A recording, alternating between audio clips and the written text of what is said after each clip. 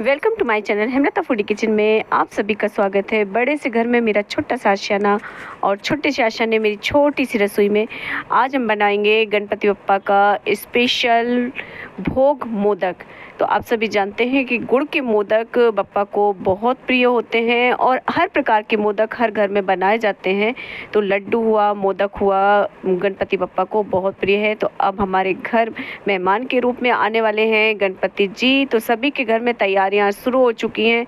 तो हमने भी तैयारी कर ली है और ये बहुत ही सिंपल सा मोदक जो हमें बनाना कर रखना है, इसके लिए ना हमें गैस जलाना है, ना किसी भी प्रकार की हमें झंझट करनी है। तो हमने यहाँ एक छोटे साइज का नारियल लेकर इस तरह से कद्दूकस कर लिया है। तो ये जो गिरी है इसको तैयार कर लेना है और फ्रेश ताज़ा नारियल ही लिया है। अगर आपके पास नहीं तो आप सूखा नारियल भी ले सकते हैं, लेकिन इसका टेस्ट बहुत अच्छा लगता है और आप इंस्टेंट इसे तैयार कर सकते हैं। मिनटों में तैयार हो जाता है और ज़्यादा समय आपको लगता नहीं है। तो जैसे एक पूरा नारियल मैंने ले लिया है तो उसमें मैंने 50 ग्राम करीब गुड़ डाला है। अब गुड़ की क्वांटिटी आप कम ज़्यादा कर सकते हैं। ये बारिश का मौसम है तो इस मौसम में गुड़ क्या होता है, थोड़ा सा पजरता है, पानी छोड़ता है और नारियल में ऑलरेडी पानी है ही।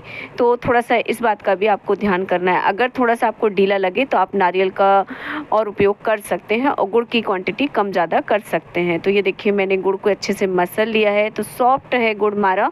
तो ये क्या करेंगे, हम इसको इस तरह से मसलना है कि इसमें किसी भी तरह का गांठ ना रह जाए। जब हम खाएं तो हमें ये पता नहीं चलना चाहिए कि भाई गुड़ के बाइट्स आ रहे हैं। तो ये देखिए नारियल हमने डाल दिया है। नारियल आपको डाल देने के बाद और कुछ भी चीज़ आपको इसमें नहीं मिलानी है। तो ये दो चीज़ों से हम मोदक तैयार करेंगे और चलते फिरते आप बना लेंगे, बच्चे भी बड़ी आसानी से बना लेंगे और गणपति बप्पा के लिए आप बना करके इसे स्टोर करके लंबे समय तक के लिए फ्रिज में रख सकते हैं, क्योंकि ये ख़राब होने वाला नहीं है, हेल्दी भी बहुत है।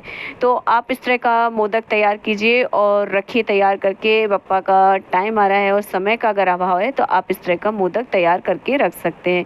तो ये देखिए आप इस तरह से लीजिए, हथेली पे लेके शेप दीजिए या प्लेट में। तो मैं तो डायरेक्ट प्लेट पर रखकर इस तरह से जो आकार दे रही हूँ, तो थोड़ा सा हम पर्वत के जैसा आकार इसमें दे रहे हैं। आप थोड़ा सा और कर सकते हैं, डिजाइन इसमें ले सकते हैं, लेकिन मुझे इसी तरह से शेप देना था इसलिए मैंने इस तरह से दे दिया है। देखिए हमने इसमें कुछ मिलाया भी नहीं और कुछ तैयारी भी नहीं की और ये थोड़ा सा सॉफ्ट हो रहा है क्योंकि इसमें जो नारियल में पानी भी है और गुड़ भी थोड़ा सा पानी छोड़ता है इस मौसम में।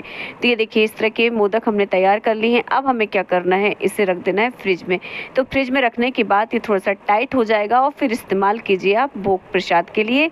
तो ये देखिए फ्रिज में से निकालने के बाद कुछ इस तरह से दिखाई देगा। तो हमारे इंस्टेंट मोदक तैयार हो चुके हैं। गुड़ और नारियल के, बिना किसी झंझट, बिना किसी तामझाम के आप तैयार कीजिए, बनाकर इसे रखिए और लंबे समय तक आप उपयोग भी कर सकते हैं और हेल्दी और टेस्टी तो है ही। तो आप लोग ज़रूर ट्राई करें, बहुत सिंपल सी रेसिपी है, आप चलते फिरते बना सकते हैं।